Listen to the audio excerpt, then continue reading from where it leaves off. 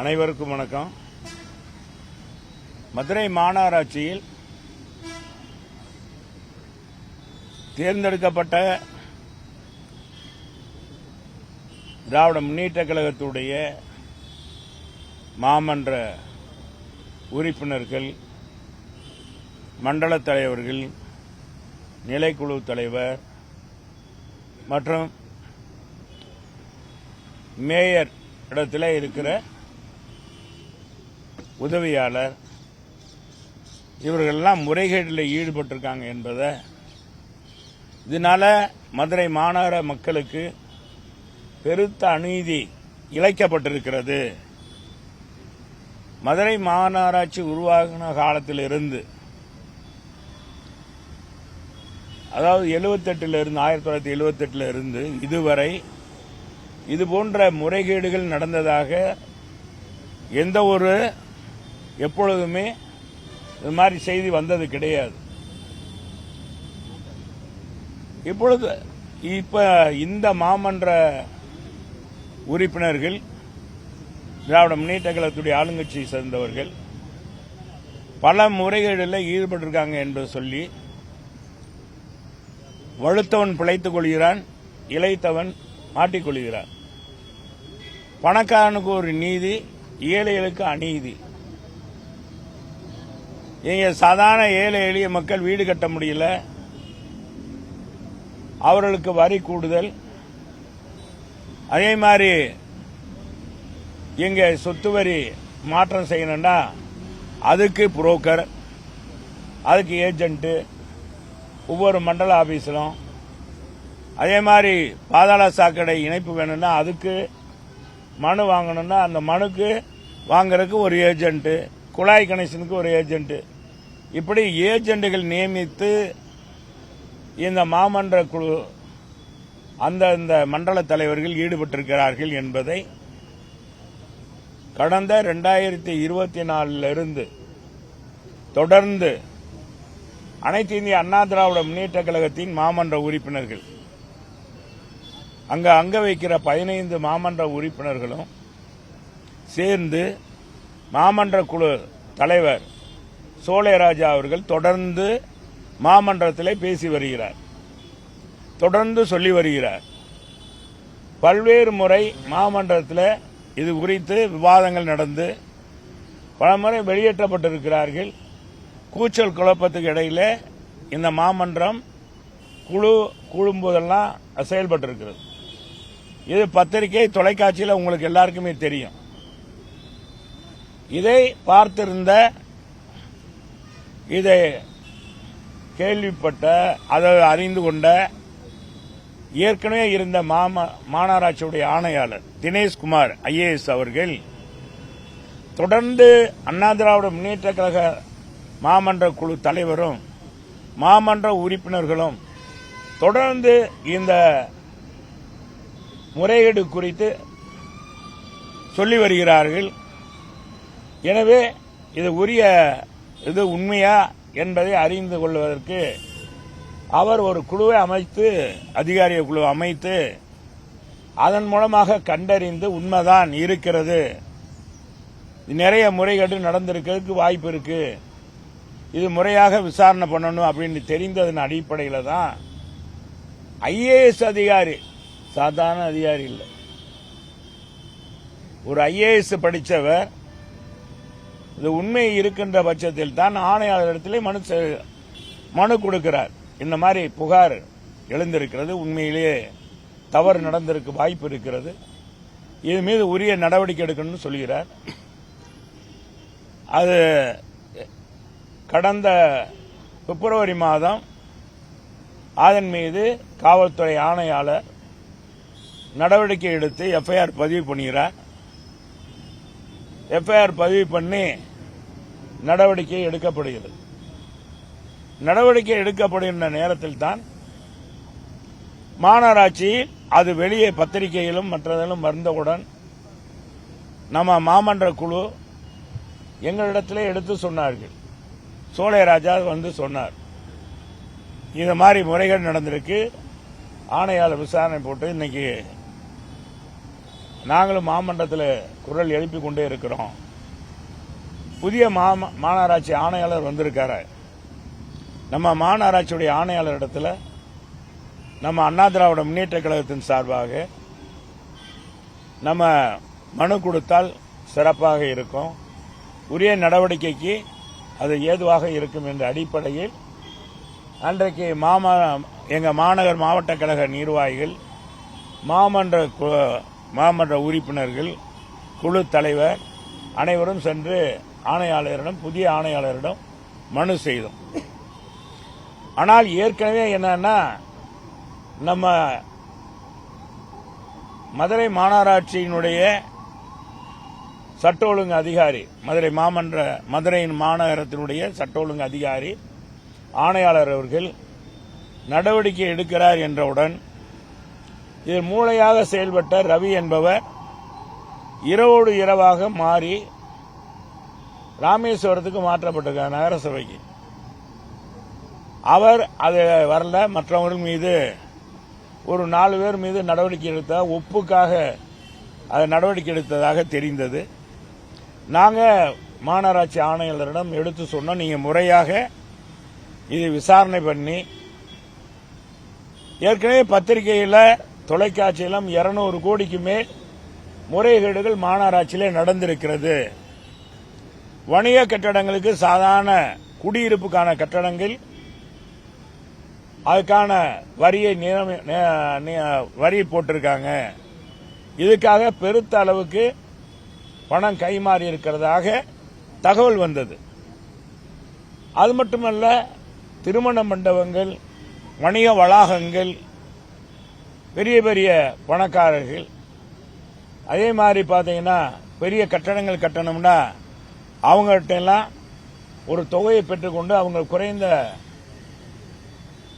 வரியை போடுவது, முறைகேடாக அவர்களுக்கு வரைபட அனுமதி கொடுப்பது, இது போன்ற சம்பவங்கள் நடக்கிறது. நீங்க முறையாக விசாரணை பண்ணி உரிய நடவடிக்கை எடுக்கணும்னு சொன்னோம். நான் உறுதியாக நடவடிக்கை எடுக்கிறேன்னு சொன்னாங்க மாநகராட்சி ஆணையாளர்.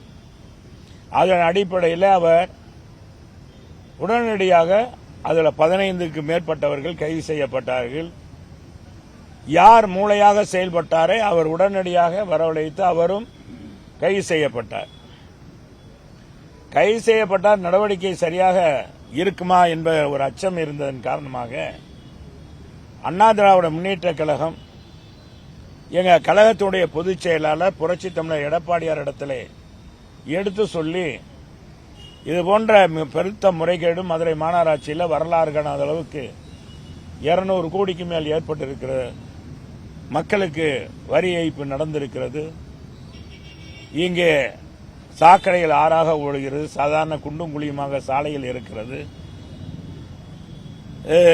குப்பை நகரமாக மதுரை இன்னைக்கு 40 மாநகராட்சியில் கடைசி இடத்துல மாநகராட்சி 10 லட்சத்துக்கு மேற்பட்ட மக்கள் வாழ்கிறதுல குறிப்பாக மதுரை மாநகராட்சி 40வது இடத்துல இருக்கிறது என்பதெல்லாம் எடுத்து சொன்னதன் அடிப்படையில் அவர் நீங்க நீதிமன்றத்தையும் நாடுங்கள் என்று சொன்னதன் அடிப்படையில் எங்களுடைய கழக பொதுச் செயலாளர், முன்னாள் முதலமைச்சர், மாண்புமிகு எதிர்க்கட்சி தலைவர், வருங்கால தமிழகத்துடைய முதலமைச்சருமான அண்ணன் எடப்பாடியார் அவர்கள், அவர் புரட்சி தமிழர் எடப்பாடியாருடைய ஆலோசனைக்கிணங்க எங்க வழக்கறிஞர் பிரிவு சார்பாக வழக்கு தொடுக்கப்பட்டது. வழக்கிலே வாதாடிய இங்கே இருக்கிற உயர்நீதிமன்ற வழக்கறிஞர், அனைத்து கழகத்தினுடைய மாநில வழக்கறிஞர் பிரிவு துணை செயலாளர், அருமை தம்பி மாவட்ட வழக்கறிஞர் பிரிவுடைய செயலாளரும் முன்னாள் அரசு வழக்கறிஞருமான தமிழ்ச்செல்வன், அவரோடு இருக்கின்ற குழு எங்களுடைய வழக்கறிஞர் குழு, எங்களுடைய மாமன்ற உறுப்பினர் ஒருவரை அழைத்து அவர் மூலமாக மனு கொடுக்கப்பட்டது. அதன் மூலமாக நீதியரசர் அவர்கள் ஒரு குழு அமைத்தார்கள். இங்கேதான் ட்விஸ்ட் நடக்குது. நம்முடைய தென்மண்டல ஐஜி, துணை ஐஜி அவர்கள் தலைமையில் மாநகர காவல்துறை ஆணையாளர் இவர்கள் கொண்ட ஒரு குழு அமைத்து உயர் ஐபிஎஸ் அதிகாரி தலைமையில் குழு அமைத்து இது விரைவாக விசாரணை நடத்த வேண்டும் என்று சொன்னார்கள். எங்களுக்கு மகிழ்ச்சியாக சந்தோஷமாக இருந்தோம். உண்மையிலே எளிவர வந்துவிடும் அப்படின்ட்டு நாங்கள் சொன்ன அனைத்தும் எங்க மாமன்ற குழு எடுத்து வைத்த வாதங்கள், சோலைராஜா சொன்ன வாதங்கள் எல்லாம் பத்திரிகையில் பாத்தீங்கன்னா யார் யார் கைது செய்யப்பட்டிருக்காங்க என்பதெல்லாம் மதுரை மக்களுக்கு மகிழ்ச்சி கொடுக்கதாக இருந்தது. அதனுடைய விரைவாக விசாரணை போய்க் கொண்டிருக்கும் நேரத்தில் திடீரென்று பாத்தீங்கன்னா அதுல ஒரு தேக்க நிலை ஏற்பட்டிருக்கு. இது இன்னும் முழுமையாக கண்டறிந்தால் பெருத்த அளவுக்கு ஊழல் நடந்திருக்கும், முறைகேடு நடந்திருக்கு என்பதை ஆளுங்கட்சி அறிந்து கொண்டு இன்றைக்கு ஆளுங்கட்சி அதிலிருந்து தப்பிப்பதற்காக எதிர்க்கட்சி மாமன்ற உறுப்பினர்களையும் இந்த முறைகேடை தொடர்ந்து வலியுறுத்தி வருகிற அண்ணா திராவிட முன்னேற்ற கழகம், அதனுடைய தலைவர் சோலைராஜா போன்றவையெல்லாம் அவர்களும் வரி ஏய்ப்புக்கு துணைவானாங்க. அவங்க சொன்னதையெல்லாம் நான் கேட்டேன் அப்படின்னு வரி விதிப்பு குழு தலைவர் அவர் கைது செய்யப்பட்டதன் அடிப்படையில் அவர் ஒரு வாக்குமூலம் கொடுக்கிறார். வாக்குமூலம் கொடுத்து இந்த வாக்குமூலம் கொடுக்கறதுக்கு இடையில என்னன்னா வணக்கத்துக்குரிய மேயர் அவர்கள் 2-3 நாட்களுக்கு முன்பாக ஒரு பேட்டியை அளிக்கிறார். அந்த பேட்டியில் என்ன சொல்றாருன்னா 150 கோடி எல்லாம் இல்ல, அது பிரிண்டிங் மிஸ்டேக். என்ன மிஸ்டேக்? Printing mistake. 1.5 கோடி தான் ஊழல் நடந்திருக்கும். 200 கட்டடங்கள்லாம் கிடையாது. சும்மா 10-100 கட்டடங்கள் 150 கட்டடங்களுக்குள்ளதான் அப்படின்னு சொல்றாரு. இது முழுக்க முழுக்க தவறு. முழு பூசணிக்காயே குண்டா சட்டிகளை மறைக்கிற மாதிரி மறைக்க முடியுமா? மறைக்க முடியாது என்பதால் இது அவர் சொன்னதை இன்னைக்கு அது மாதிரி வழக்கு போய் கொண்டிருப்பதாக தெரிவித்ததன் அடிப்படையில் இது என்ன மாதிரி போகும் என்ற அச்சம் ஏற்பட்டதனால இதனுடைய நம்ம உயர்நீதிமன்ற மாண்புமிகு நீதியரசர்களுடைய அவர்கள் அமைத்த இந்த விசாரணை குழுவில் முதன்மையான அதிகாரியாக இருக்கின்ற நம்முடைய தென்மண்டல ஐஜியிடம் இன்னைக்கு மனு கொடுத்திருக்காங்க மாமன்ற குழு. அவர்களோடு வழக்கறிஞர் பிரிவு சென்றிருக்கிறது. இதுதான் இன்றைய நிலை. வேற எதுவும் சொல்லணுமா? 2000 வீடு 2000 மேற்பட்ட வீடு, 2000 மேற்பட்ட வணிக வளாகங்கள், 10,000க்கு மேற்பட்ட குடியிருப்புகள் கட்டடங்களுக்கு கட்டடங்களுக்கு முறைகேடு நடந்திருக்கும். இன்னும் நீங்க தரவா விசாரிச்சோம்னா இது தொடர்ந்து பாத்தீங்கன்னா இது தொடர்ந்து இது விசாரணை உண்மையான நிலையை அறியணும். அது 100 வீடுனாலும் சரி, 10 வீடுனாலும் சரி, அல்லது 10 வணிக கட்டடம்னாலும் சரி, உண்மையான நிலவரம் இதுதான் அப்படின்னு சொன்னா எங்களுக்கு திருப்தி. ஆனா யாரு முறைகேட வெளியே கொண்டு வந்தாங்க? அதிமுக மேலேயே இன்னைக்கு இந்த குற்றத்துக்கு அவங்களும் உடந்தையா இருந்தாங்க அப்படின்னு சொல்றாங்கன்னா வழக்கு எங்கே திசை திருப்பப்படுகிறது, திசை காட்டி மாறுகிறது. மாறுமோ? நாங்க அப்படி இல்லை, மாறுதுன்னு சொல்லல, மாறுமோ என்ற அச்சம் ஏற்படுகிறது. இப்ப ஐஜி கூட சொல்லியிருக்காங்க, பத்திரிகை வர்ற தொலைக்காட்சியில் வர்றதெல்லாம் நீங்க பார்க்காதீங்க, நேர்மையான முறையில் இது உண்மையான இதை கண்டறியணும் அப்படின்னு சொல்றாங்க. அதிமுகவுடைய நிலைப்பாடு என்ன? மக்கள் பிரதிநிதிகள் இங்க மட்டும் மதுரை மாநகராட்சி மட்டுமல்ல, தமிழ்நாட்டில் இருக்கிற எல்லா உள்ளாட்சி பிரதிநிதிகளும் சட்டமன்ற உறுப்பினர்களும் யார் தவறு செய்தாலும் அவர்களை தண்டிக்க வேண்டும், அவர்களை வெளிக்கொணர வேண்டும். மக்களுடைய வாக்குகளை பெற்று பதவிக்கு வந்தவர்கள் உரிய பணியை செய்யணும்ன்றதுதான் அதிமுகவுடைய நோக்கம். இந்த மதுரை மாநகராட்சி நடந்திருக்க முறைகேடு எல்லா மாநகராட்சியிலும் நடக்கிறதுக்கான வாய்ப்பு இருக்கு. இதுபோன்ற எதிர்காலத்தில் எந்த உள்ளாட்சி பிரதிநிதிகளும் மக்கள் பிரதிநிதிகளும் தவறு செய்யக்கூடாது என்பதுதான் அதிமுக நோக்கம். அந்த இவர் என்ன இந்த துணை ஆணையாளர் இது மாற்றப்படும் யார் விசாரணை அன்னலட்சுமி வினோதினி அன்னலட்சுமி 2 பேருங்க. இன்ஸ்பெக்டர் அன்னலட்சுமி ஏசி இது சந்தேகம் வர்றதுக்கு காரணங்க. இந்த விசாரணையில் சந்தேகம் வர்றதுக்கு காரணம் என்னன்னா அது குறித்து ஏன்னா சட்டப்பூர்வமானது அது நம்ம வழக்கறிஞர் சொல்லுவார், தமிழ்ச்செல்வன் சொல்லுவார். இருங்க இது உண்மையான அவசர கொடுக்க மாதிரி வருது. மதுரை மாநகராட்சியில ஒரு ஸ்கேம் 200 கோடி ஸ்கேம் நடந்திருப்பதை நீங்கள் எல்லாம் அறிவீர்கள்.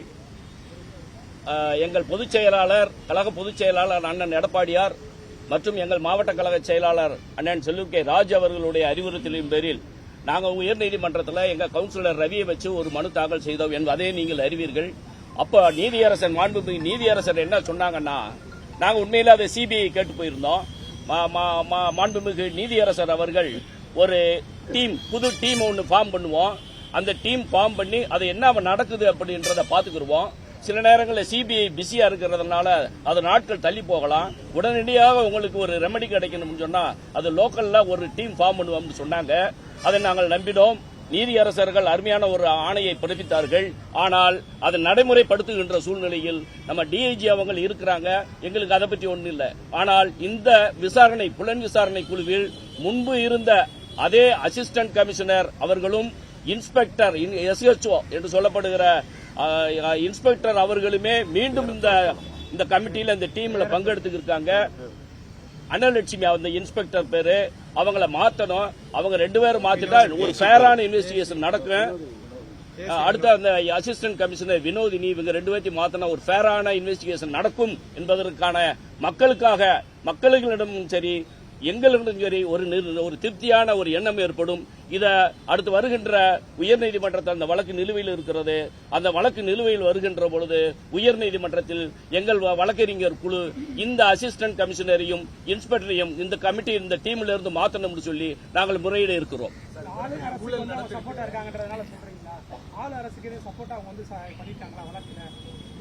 இருக்கும் என்று நாங்கள் சந்தேகிக்கிறோம்.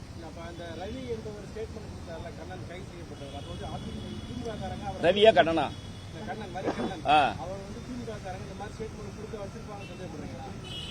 என்று சந்தேகம் உண்டு.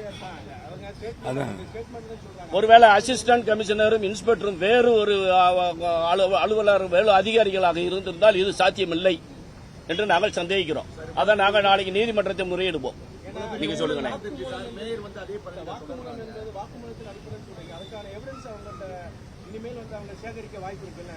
அதாவது கன்ஃபெஷன் ஸ்டேட்மெண்ட் சொல்றாங்க. Confession statement is not admissible in evidence.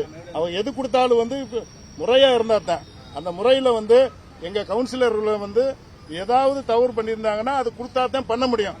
வெறுமானே எதுவுமே பண்ணவே முடியாது. ஈவன் கன்ஃபெஷன் ஸ்டேட்மெண்ட் கொடுக்கறது அரசியலுக்காக பண்றாங்க, திசை திருப்பதற்காக பண்றாங்க. கடந்த மாமன்ற கூட்டத்தில் இது இந்த 5 ஆண்டுல நடக்கல, 10 ஆண்டாவே இந்த வரிமுறைகேடு நடந்துகிட்டு இருக்குது. கடந்த கால ஆட்சியில இருந்து நம்ம இந்த வரி விதிப்பு முறையே இப்பதானே வரியே இவங்க கொண்டாந்து, எங்க ஆட்சி காலத்தில் வரியே போடலையே. இப்ப என்னன்னா நான் மட்டும் இல்ல இன்னொருத்தன் கலந்துருக்கா அப்படின்ட்டு சும்மா தப்பிக்கிறதுக்காக அவங்க சொல்றாங்க. அதெல்லாம் இல்ல. அது வரியே போடாம இருந்த அதிமுக ஆட்சி எந்த வரி உள்ளாட்சி அமைப்புகளுக்கு வரியே போடாம 10 ஆண்டுகள் நடத்தியதுதான் அண்ணா திராவிட முன்னேற்ற கழக ஆட்சி. மாண்புமிகு அம்மா புரட்சி தமிழர் எடப்பாடியார் அவர்கள். இப்ப வரி போடாம இவங்க காலத்துல தான் வரி 100%, 150%. ஒரு வீட்டுக்கு 150%, 100% போது பயப்படுறாங்கல்ல.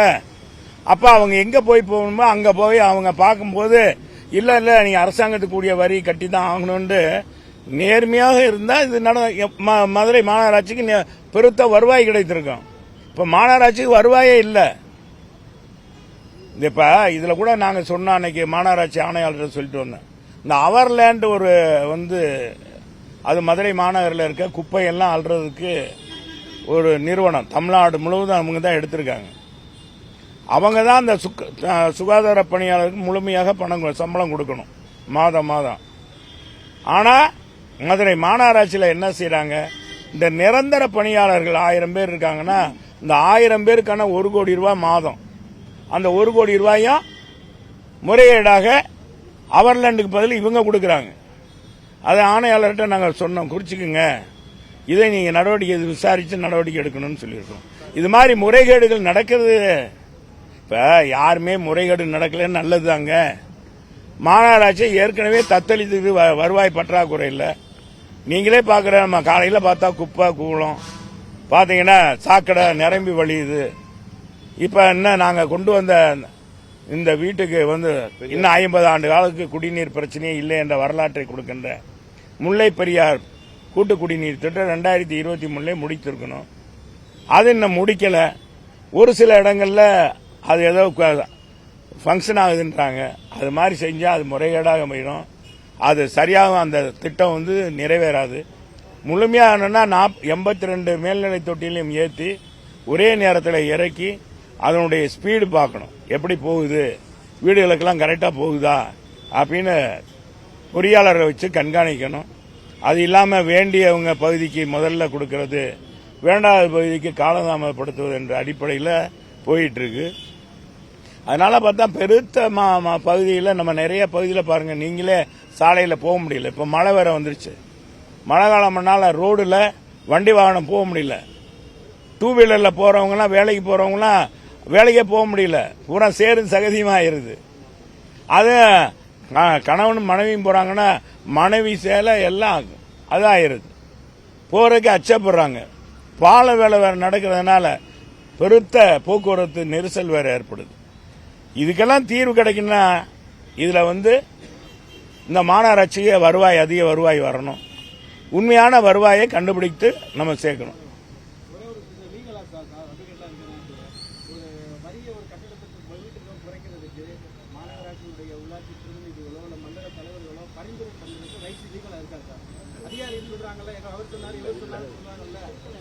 பரிந்துரை பண்ணுவதற்கு லீகல் அவங்களுக்கு இருக்கு. ஆனால் அதை மென்பொருளில் அவங்களுடைய அந்த மென்பொருள் UTIS அப்படின்ற மென்பொருள் அந்த அதிகாரிகள் கிட்ட இருக்கு. அவங்க ரெக்கமெண்ட் பண்ற போது அவங்களுடைய மேல இருக்கிற எலெக்டட் பாடி சொல்ற பொழுது அந்த ஆபீசர் கெடுத்து ஆகணும். அந்த மண்டல தலைவர், அந்த கவுன்சிலர்கள் சொல்லுற பொழுது அந்த ஆபீசர் அந்த UTIS என்கின்ற மென்பொருளை பயன்படுத்தி தான் ஆகுறாங்க. அதன் மூலம் தான் அது போயிருக்கு. அதன் மூலம் வரி ஏய்ப்பு நடந்திருக்கிறது. இதை நான் சொல்லவில்லை, தினேஷ்குமார் IAS சொல்லியிருக்கிறாரு. அந்த 150 கட்டிட வரி விதிப்புகள் UTIS மென்பொருள் மூலம் பொய்யாக தவறுதலாக பரிமாறப்பட்டு வரி ஏய்ப்பு நடந்திருக்கிறது என்று தினேஷ்குமார் கலெக்டர் சொல்லியிருக்கிறாரு 2024. அதன் பேர்ல தான் அவர் பார்த்த அளவுக்கு, ஆமா, அவர் பார்த்த அளவுக்கு சொல்லியிருக்காரு. அது நாங்க என்ன சொல்றோம், அது 150, அது சரி, அவர் புள்ளி வச்சு ஆரம்பிச்சிட்டாரு. ஆனால் இது 1000 கடக்கும். அப்படி இருக்கின்ற போது இதனுடைய பண தொகை 100-200 கோடிக்கு மேல போகும் சொல்றோம்.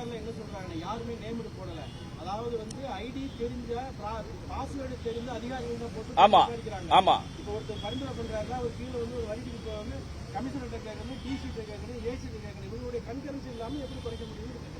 இல்ல அது பண்ண முடியாது. எப்படி பண்றாங்கன்னா, இல்ல ஒரு நிமிஷம். அதாவது உள்ளாட்சி பிரதிநிதிகளுக்கு நகர்பாலிகா சட்டத்தின்படி அது தேர்ந்தெடுக்கப்பட்ட மாமன்ற உறுப்பினருக்கு தான் அதிகமான பவர். இதுல அப்பவே உருவாக்கியிருக்காங்க. வரி விதிப்பு குழு, நகர அமைப்பு குழு, சுகாதார குழு, கல்வி குழு அப்படின்னு வச்சிருக்காங்க. அதுல ஒரு சேர்மன் தேர்ந்தெடுக்கப்படுவார். அதுல உறுப்பினர்கள் தேர்ந்தெடுக்கப்படுவாங்க. இந்த உறுப்பினர்கள்லாம் சேர்ந்து மொத்தமா எழுதி கொடுத்த தலைவர் சொல்றது சரிதான் அப்படின்னு ஒப்பீனியன் கொடுத்தா அது அதிகாரி ஏற்றுதான் ஆகணும். இதுதான் விதி. அது இதுக்கு மட்டும் எல்லாத்துக்கும் அதே தான். அதனால அதிகாரியை மட்டுமே செய்ய முடியாது. அதிகாரி நினைச்சா இவங்களுடைய பரிந்துரையில் அதிகாரி தவறு செய்ய முடியும். அதிகாரியும் அதுக்கு துணை போய்வார். சரி, அங்க நம்ம அப்படின்னு குற்றம் சாட்டப்பட்ட கவுன்சிலர் மீது குற்றச்சாட்டா அதிமுக கவுன்சிலர் கேட்பாங்களா? தேவையே இல்லாத உங்களை 200 கோடின்னு சொல்லி மேயர் வந்து பேசினாங்க சார். சட்டமன்றத்துல மாமன்றத்துல உங்க அமைச்சருடைய 200 கோடி போய் விசாரிக்கணும், தேவையே இல்லாம இவ்வளவு பெரிய ஊழலை உங்களை விமர்சனம் பண்றாங்க. இதெல்லாம் தேவையற்றது. நாங்க வந்திருக்கிறது இதுக்கு தான் வந்திருக்கோம். இதை பற்றி சொல்றோம், அதை பத்தி நாங்க பேசுறோம். இதை மட்டும் இது வேற ஏதாச்சும் இது சம்பந்தமா ஏதாச்சும் பேசுங்க லீகலா. ஏன்னா நீதிமன்றத்தில் வழக்கு இருக்கு. வழக்குக்கு வந்து நீதியரசர் அவருடைய கோபத்துக்கு ஆளாயிடக்கூடாது. நாங்க அதுக்காகத்தான் வழக்கறிஞரை கூட்டி வந்திருக்கோம். அதாங்க இந்த விசாரணை முறை, அதாவது திசை மாறி போகுது. கப்பல் நேரா போகணும், நேரா போகுதான் கரெக்டா சென்ற இடத்துக்கு போக முடியும். குறிப்பிட்ட காவல்துறை அதிகாரிகள் இந்த ஆளுங்கட்சிக்கு எதிரான இந்த குற்றச்சாட்டுகளை கரெக்டா விசாரிப்பாங்க நினைக்கிறீங்களா? எப்படி நம்பிக்கை இருக்கா? இதுல நீதியரசர் சொல்லியிருக்காரு, நாங்க மாநில விசாரிப்பாங்க. நம்பிக்கை தான் வாழ்க்கை தம்பி. வாழ்க்கையை வந்து நாளைக்கே செத்து போகணும், இன்னைக்கு போய் படுத்துக்கலாம் குழியில. நம்பிக்கை தான் வாழ்க்கை. கரெக்டான இது வந்து என்னன்னா, நம்ம நீதிமன்றத்தில் முறையீடுக்கோம். நீதிமன்றம் ஒரு குழு அமைத்திருக்கு. அந்த குழுவில் இந்த மாதிரி போகும்போதே தவறாக அதை சித்தரிக்கப்படும் போதே அவங்களை சுட்டி காட்டினோம்னா ஒருவேளை உயர் அலுவலருக்கு இதெல்லாம் நடக்குதோ அப்படின்னு தெரிஞ்சுட்டு அவங்க திருத்திக்கலாம். ஒரு மாற்றம் தானே. நம்ம அடிப்படையிலே நம்ம சொல்லிட்டோம்னா பரவாயில்ல, நீ ஏன் முதல்ல இதை சொல்லலையே அப்படின்னு வரக்கூடாதுன்றதுக்கு தான் இப்போ வந்து கொடுத்துருக்கோம். நீதியரசரை வந்து நம்ம வந்து நீதியரசர் முழுமையாக நடவடிக்கை எடுக்கணும்னு சொல்லி நாங்கள் மாமன்ற வழக்கறிஞர் இவங்க மேல நம்பிக்கை, உயர் அலுவலகம் மேல நம்பிக்கை வைத்திருக்கிறார். அதனால அது மீது நிச்சயமாக உறுதியாக நேர்மையான முறையில் இது வந்து விசாரணை போக வேண்டும் என்பதுதான் அதிமுக நோக்கம் என்பதை தெரிவிச்சுக்கிறேன். நன்றி, வணக்கம்.